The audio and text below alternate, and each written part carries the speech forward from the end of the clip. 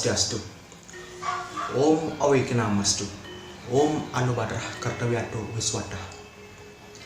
Puji syukur saya panjatkan kehadapan Ide Sang Yang Widiwasa, Tuhan Yang Maha Kuasa. Atas berkat Beliau, saya bisa tampil di hadapan Semeton Serangsami dalam memaparkan sebuah materi sebagai syarat untuk mengikuti mata kuliah Weda yang diampu oleh dosen Ide Ayu Adi Armini SAG MAG. Sebelumnya, saya hendak memperkenalkan diri saya terlebih dahulu. Perkenalkan, nama saya Anak Agung Gerindra Semaraputra. Nama panggil saya Agung Indra. Saya berkuliah di Universitas Hindu Negeri Gusti Bagus Sugriwo.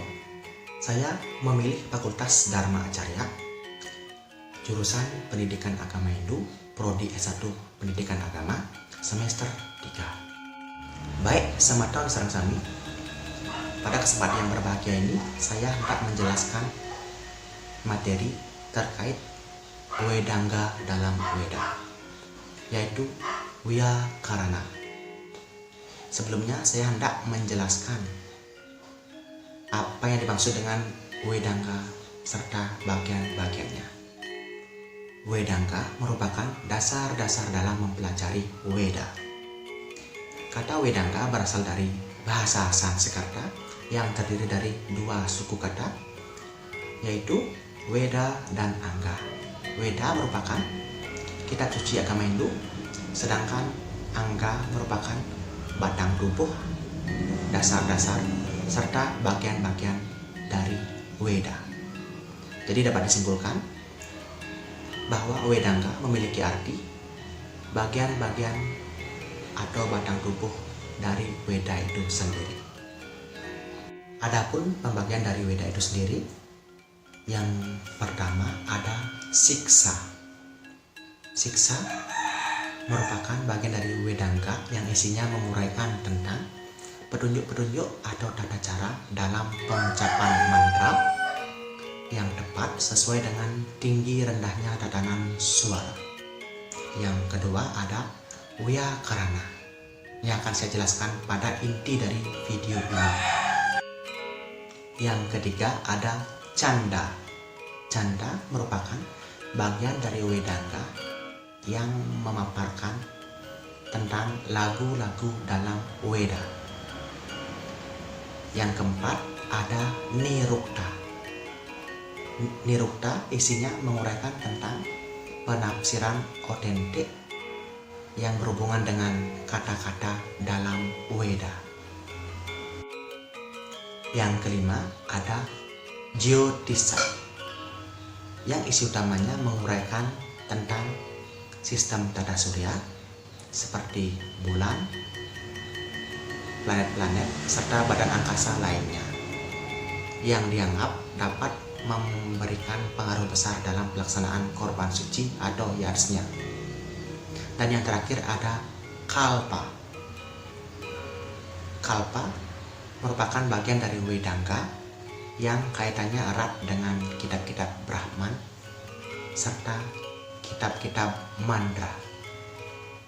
Baik, tadi sudah saya jelaskan mengenai bagian-bagian dari Wedangga beserta pengertiannya. Dan sekarang kita akan memasuki materi inti dari video ini, yaitu memuat tentang Wyakarana. Wyakarana merupakan bagian dari Wedangga yang isinya memuat tentang penataan atau penggunaan tata bahasa yang baik dan benar dalam Weda untuk dapat menghayati Weda itu dengan benar. Hal ini bertujuan agar si pembaca atau yang mempelajari Weda tidak menyalahartikan kalimat yang disampaikan dalam Weda. Jadi, sebelum kita akan mempelajari Weda, terlebih dahulu kita hendak mempelajari Wyakarana agar tidak terjadinya penyalahartian pada sloka yang dijelaskan dalam Weda. Adapun beberapa resi yang mendalami tentang Wyakarana atau penataan bahasa dalam Weda. Di antaranya yaitu Maharsi Sakatayana, Bhagawan Panini, Maharsi Patanjali, dan Bhagawan Yaksa. Namun yang paling terkenal dalam mempelajari Wyakarana atau tata bahasa dalam Weda yaitu Bhagawan Panini, karena beliau telah membuat kitab terkait Wyakarana, yaitu sebuah kitab yang bernama Astadhyayi serta Patanjali Bahasa. Bhagawan Panini merupakan orang suci yang pertama kali mengenal adanya bahasa Sanskerta populer, yaitu bahasa Sanskerta yang digunakan oleh masyarakat umum. Dan di samping beliau pertama kali mengenal adanya bahasa Sanskerta populer, beliau juga mengenal bahasa Daiwa, yaitu sebuah bahasa yang digunakan oleh para dewa. Baik, selanjutnya saya akan menjelaskan fungsi dan peranan dari Wyakarana. Wyakarana atau tata bahasa dalam Weda memiliki peran yang sangat penting baik pada orang-orang yang mempelajari Weda maupun dalam masyarakat umum.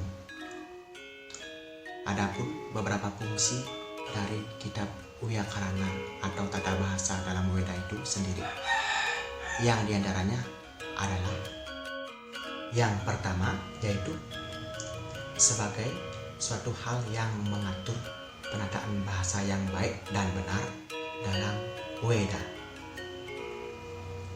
Dengan adanya penataan bahasa yang baik dan benar serta tepat, maka hal tersebut sangat memungkinkan kepada sang pembaca atau yang mempelajari Weda untuk lebih mengerti dan memahami arti dari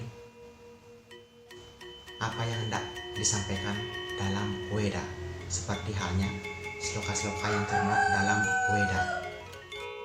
Yang kedua yaitu Wyakarana sebagai pedoman dalam mempelajari Weda. Dalam mempelajari Weda, kita pastinya memerlukan sebuah pedoman atau penuntun sebagai suatu hal yang menuntun kita agar tidak melakukan suatu kesalahan atau agar kita mengarah ke jalan yang benar. Seperti halnya Wyakarana sebagai pedoman dalam mempelajari Weda, yaitu Wyakarana akan menuntun kita dalam upaya mempelajari Weda sehingga kita bisa benar-benar menelaah arti yang disampaikan dari sloka-sloka dalam Weda sehingga kita tidak menyalahartikan dan kita tidak akan terjerumus pada suatu hal yang bersifat negatif, melainkan dengan adanya Wyakarana ini kita bisa mengartikan sloka yang disampaikan dalam Weda dalam arti positif. Dan yang ketiga yaitu Wyakarana sebagai suatu sistem yang memperjelas isi dari Weda. Pada umumnya Weda bersifat abstrak, dan apabila kita menyalahartikan dalam belajar Weda atau menyalahartikan sloka-sloka dalam Weda, tentunya kita akan melakukan suatu hal yang tidak baik atau mengarah ke adharma. Namun dengan adanya Wyakarana ini, kita bisa lebih jelas dalam mempelajari sloka-sloka pada Weda, sehingga kita bisa mencari arti yang sesungguhnya yang disampaikan dalam sloka-sloka dalam Weda. Dan dengan adanya Wyakarana, kita tidak salah paham terhadap apa yang disampaikan dalam Weda, sehingga kita bisa berbuat yang bersifat kebajikan atau berbuat dharma. Baik sahabat, dari apa yang telah saya jelaskan tadi mengenai Wyakarana, dengan ini dapat saya simpulkan bahwa Wyakarana merupakan suatu sistem yang mengatur tatanan bahasa dalam Weda, sehingga lebih memperjelas isi yang hendak disampaikan dalam Weda, sehingga sang pembaca atau yang mempelajari Weda tidak menyalahartikan sloka-sloka yang termuat dalam Weda. Adapun beberapa resi yang mendalami tentang Wyakarana, salah satunya yang paling mendalami Wyakarana yaitu Bhagawan Panini dengan karyanya yang berjudul Kitab Astadhyayi dan Patanjali Bahasa, serta beliaulah yang pertama kali mengenal bahasa Sanskerta populer atau bahasa Sanskerta pada umumnya di masyarakat, serta bahasa Daiwa atau suatu bahasa yang digunakan oleh para dewa. Adapun beberapa fungsi dari Wyakarana yaitu yang pertama, sebagai suatu hal yang mengatur penataan bahasa dalam Weda, sehingga bahasa yang disampaikan mengandung arti baik dan benar. Yang kedua, sebagai pedoman dalam mempelajari Weda. Dan yang ketiga, sebagai suatu sistem yang memperjelas arti atau inti yang dijelaskan dalam Weda. Baik sahabat, hanya itu yang dapat saya sampaikan terkait materi Wyakarana. Saya mohon maaf yang sebesar-besarnya apabila ada kesalahan dalam pengucapan kata atau kalimat. Akhir kata saya ucapkan Parama Sandi. Om Sandi Sandi Sandi Om.